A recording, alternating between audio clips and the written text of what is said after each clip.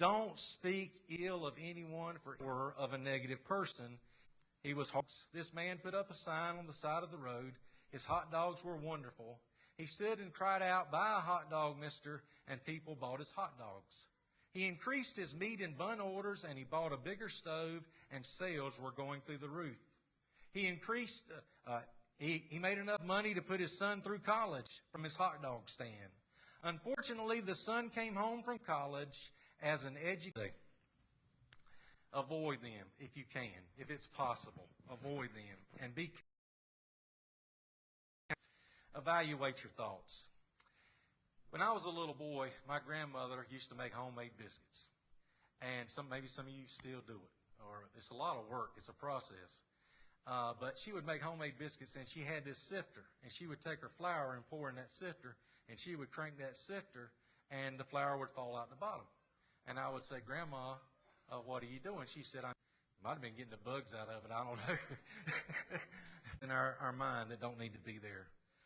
We need to ask ourselves, does this thought line up with God's truth? Is it suggesting that I do something good and pure? Suggesting that I do something good and pure? If this thought becomes action, will it contribute to the excellence of my life? Does this thought lead me to think the best about other people? Is it something for which and you will wonder whether you're ever going to get up again. And I'm going to share with you one of the saddest experiences that I've ever had as a pastor. One of the saddest experiences that I've ever had as a pastor. And you don't know these individuals, but I'm sharing it because it illustrates how, through God's grace, we can get up and we can take another step. While I was pastoring in Georgia, we experienced a situation that severely impacted our church and a large portion of our community. On an Easter Sunday morning, we had a sunrise service and breakfast. A short time later, we had worship.